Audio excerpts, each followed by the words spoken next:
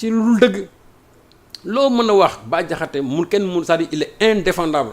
man communiqué bi posture APR daf ma jaaxal loolu aussi xam nga pour lan la. oui c'est pour se réveiller aussi de leur léthargie. APR ba élection yi jeexee ba léegi kenn da nga leen dégg ci dara au point que les gens se disaient que Sénégal ndax amati na opposition xam nga déggatu leen ci dara. le premier acte soubresaut bi ñu def actuellement nii mais mooy sortie bi ñu def nii ci la ñu xamal ne waa kon APR ba léegi mi ngi existé mais les gens pensaient que APR sax amatul. c'est que man fi ma doon waxee mooy ñoom bu ñu demee bay yëkkati kàddu naan détention arbitraire ci li Bah Diakhaté def alors que ñoom ñu ci doon tëj kon ça veut dire que ne ñoom lañ doon def kon ay détention arbitraire la woon non déedéet pour ñoom moom la moo tax ñu en fonction de leur posture ils changent de position. waaw loolu de yàggoon nañ ko wax. waaw en fonction de leur posture ils changent de position tey seen position change na parce que seen posture moo changé.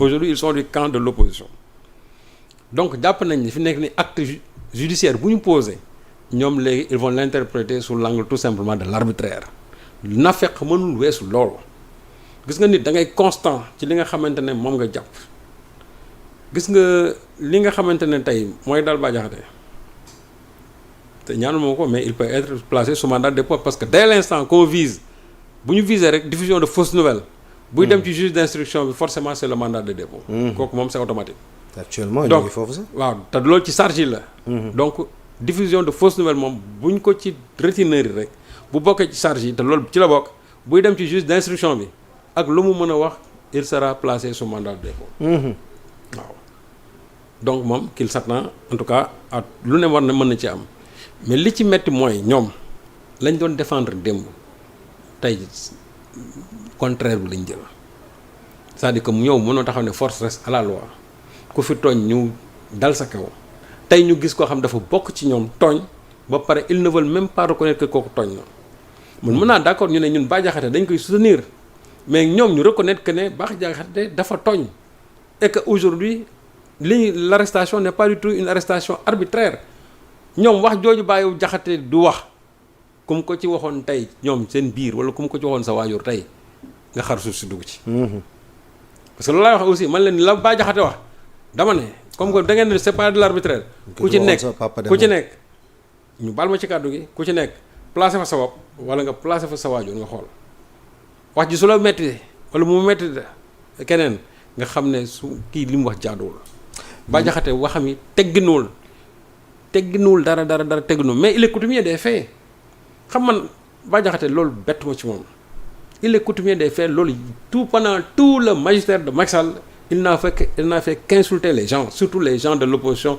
particulièrement les gens du PASTEF particulièrement léegi nag man li ma ci gën a metti mooy celui qu'on dit imam Cheikh Tidiane Ndao man de enseignement je me suis posé la question ma ne est-ce que titre imam bi c'est titre honorifique la wala en réalité kii dafay jiite ay nit parce que pour man jàpp naa ne le titre de imam nga xamante ne ci tekkin mooy koo xam ne toujours il se place devant te dañ ne imam non seulement da ngay jiite mais da nga nekk en même temps leader c'est-à-dire guide spirituel ngay nekk jàngalekat mooy da ngay war di wax nit ñi di xool sa comportement moral di la topp mais imam bu demee bay jël kàddu yu mel noonu di ko génne imaginel tey ñi nga xam ne dañ daan toog ci jàkk di déglu ay prêcham war nañ am leen naqari parce que ils vont se dire que imam bi matul parce que imam bi su matoon kàddu yi du ko génne am na noo xam tey même loolu am na nu mu ko doon génnee woddu wax ji am nu mu koy waxee ba pare te il va se faire comprendre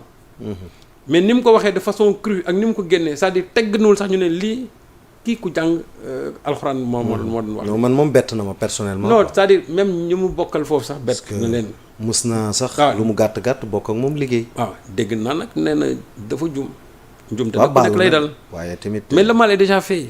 oui c'est ça aussi. xam nga loolu aussi le mal est déjà fait c'est-à-dire da ngay def toj dëkk ba pare nga ne damaa juum man de wax dëgg yàlla je lui souhaite la liberté. bàyyi ko mu dem.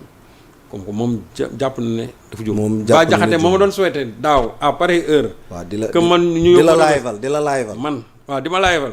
man moom je lui souhaite vraiment la liberté. mais nag na assumer pleinement xam nga nit li nga wax donc koy assumer.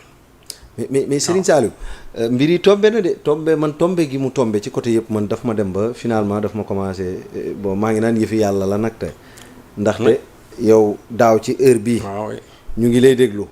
waaye daaw ci heure bi tamit ki mu tuumaal ki mu waxal loolu moom te ñu ngi doon ubbi procès am. waaw.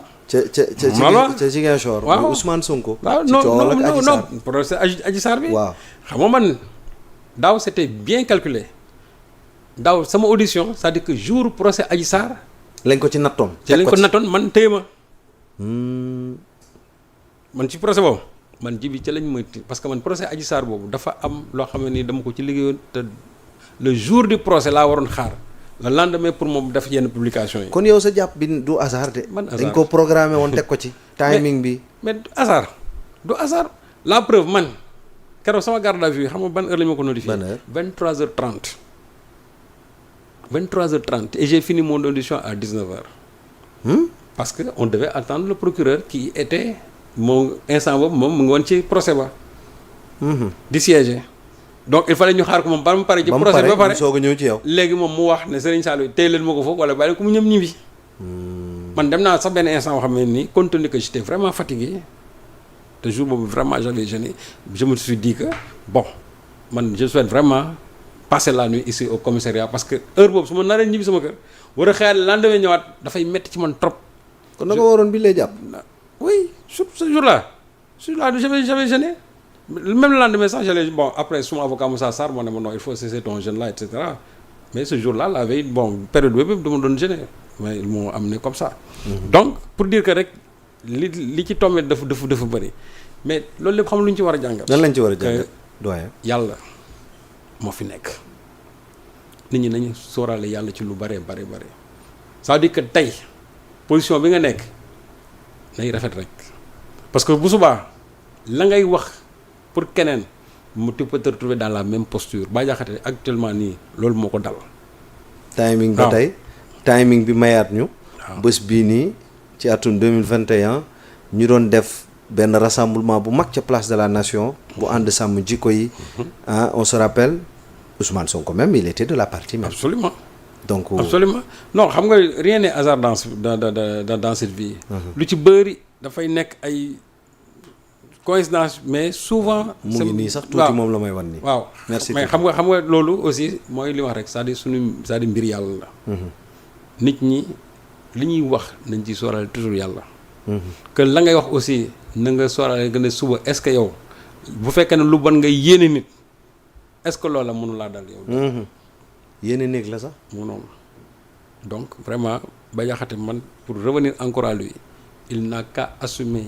tout ce qu'il a dit et tout ce qu'il a fait Bah Diakhaté c'est quelqu'un boo xam ne mosoo ko dégg mu wax kàddu bu rafet mosoo ko dégg mais nag gis nga ñooñu je les comprends xamul tax parce que jibi ñooñu lan mooy seen métier gis nga Ousmane Sonko a créé beaucoup d'emplois au sein de l'APR Sonko il a créé beaucoup d'emplois au sein de l'APR parce que ñu ci bëri seeni emploi lan la woon toog di saaga c'était devenu un emploi au sein de l'APR et puis bien rémunéré tous les insulteurs de Sonko et de Pastef ñoom ñëpp à la fin du mois dañu doon fay.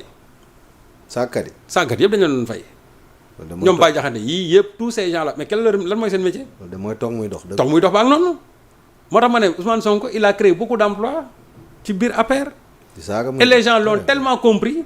que finalement il fallait tout simplement se mettre dans cette posture-là. pour nga soo saagaa rek mu dox de. mais day dox. yooyu de yàlla nañu ci yàlla. ñenn ñi aussi peut-être ñi nga xam ne am nañ benn étoffe intellectuelle ñoom tamit dans leur comportement en tout cas d'insulteurs très souvent on les promeut à des postes. à des postes de responsabilité soit ay direction et cetera parce que gis naa ñoo xam ne ni dañoo saaga ba ñu nommé leen waaw. donc pour dire que tout simplement l'insulte était devenue même un objet c'est-à-dire pour avoir quelque chose au sein de l'APR ñoom Bah Diakhaté ñii ñëpp toog fii di saaga ñi c'est la même chose il y a eu aussi des journalistes yoo xam peut-être qui n'insultent pas mais la ñuy def aussi sorewul ak li nga xam ne moom la Bah Diakhaté def waaw yenn journalistes yi la ñuy def sorewul ak li nga xamante ne moom la Bah Diakhaté def et ce qui est li ci metti tey mooy affaire yi bi mu amee surtout après le discours de Sonko et de Mélenchon à l'université j'ai vu vraiment comment une certaine presse a parlé de cette actualité complètement vraiment de façon vraiment orientée te nga xam ne ñii li ñuy wax tegu ñu ko fenn cette presse là c'est-à-dire tegu ñu ko fenn.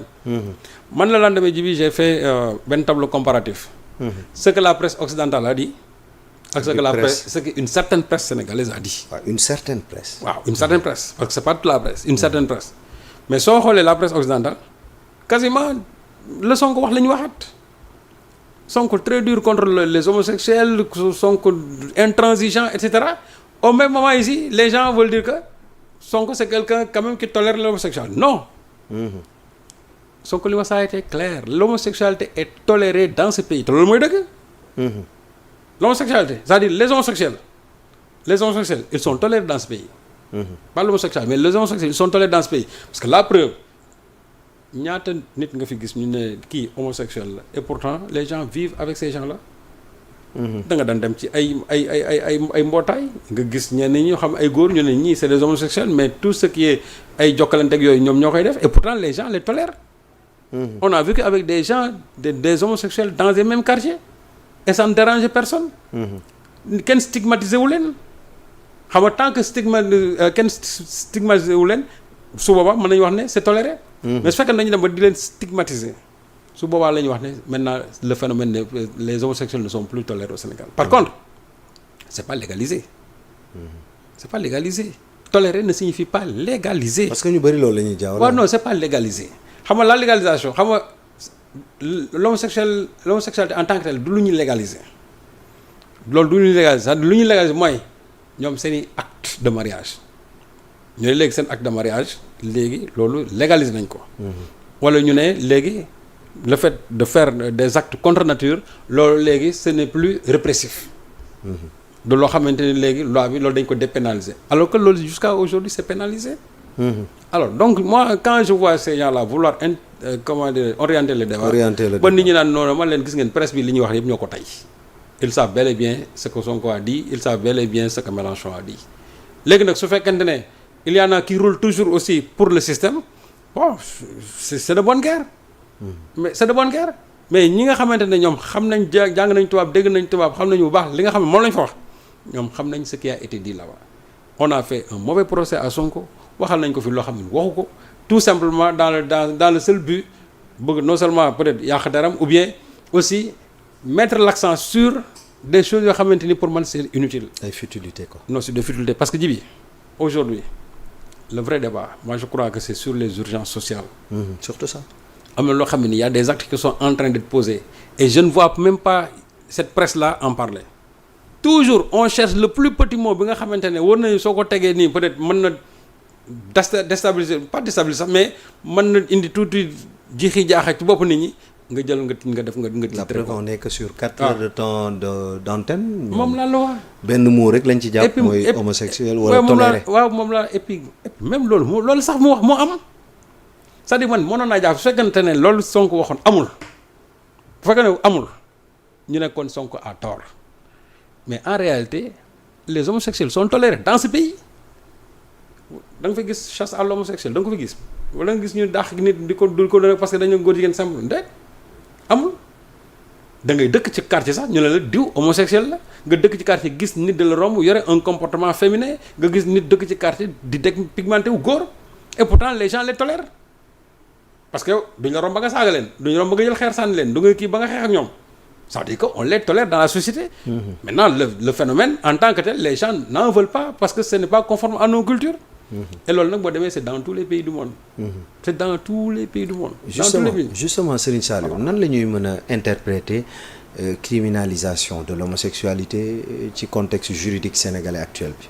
Non xam nga en fait quand on parle de la criminalisation c'est que peine yi la ñuy alourdir xam nga les gens comme on avait fait avec la drogue.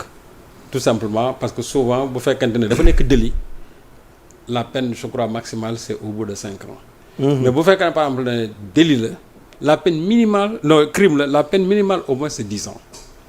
Donc loolu moo tax ñu ne dañ koy criminaliser mais que les gens ne bon bu ñu xalaat ne quand on dit dañu koy criminaliser cela veut dire que tout ce qui est homosexuel bu ñu la jàppee dañ lay rey déedéet. C'est-à-dire on alourdit simplement la peine on passe du délit au crime. Donc peine yi mooy changer. dañ koy diisal dañ koy diisal. D'accord peine yi mooy mais la preuve concernant la drogue la vente de la drogue. xam nga dañu wax dañ koy criminaliser. mais bañ ko criminaliser ba léegi ji bi lan la faj ça fajul dara. tey la gars yi di. fajul dara c'est-à-dire que juste on devait faire l'évaluation de cette loi là je crois c'est la loi Latif Gueye mais c'était de bonne guerre parce que les gens avaient applaudi. Mais après tant d'années d'application et d'exercice. Qu'est-ce que réellement ça a changé chaque jour nga dégg fi des prises de drogue yu dul jeex. nga dégg ko le phénomène même s'est accru. Alors donc aujourd'hui si on criminalise même l'homosexualité en tout cas les actes contre nature ou bien l'homosexualité man jàpp naa ne on alourdit simplement la peine. c'est ça. Maintenant c'est un problème boo xam ne ni qu'il faudra combattre profondément. Surtout. Qu'il faut combattre profondément te loolu je crois que ci éducation yi la ñu ci war di gën a insister. surtout ça. Faire de sorte aussi que nos jeunes là ne soient pas dans la précarité parce que gis nga ñu bëri tey dañ leen di dévier ci loolu parce que simplement moyen la pour am xaalis ñenn ñi dugguñu ci peut-être parce que seen feeling la de peut-être certains mais ñu ci bëri nga ciy dégg nii très souvent ji bi c'est parce que c'est pour des besoins financiers. pour xaalis moo leen tax loolu la c'est pour des besoins financiers donc je crois que c'est un phénomène qui est là les gens doivent réfléchir là-dessus xool maintenant quelles sont les solutions idoines d'un point de vue vraiment législatif d'un point de vue aussi vraiment social ñu xool lan lañ ci war a def ou bien même sociologique lan la ñu war a def agir de sorte que ce phénomène là ñu mën koo circonscrire parce que occidentaux yi ñoom seen objectif mooy c'est faire de sorte que affaire bi ñëw nekk une banalité et loolu dañ koy jaarale ci seen programme yu bëri dañ koy jaarale ci programme yu bëri soo gisee les programmes genre yooyu ñuy wax noonu tout ça yooyu yëpp c'est des moyens subtils pour instiller de plus en plus ce phénomène de l'homosexualité.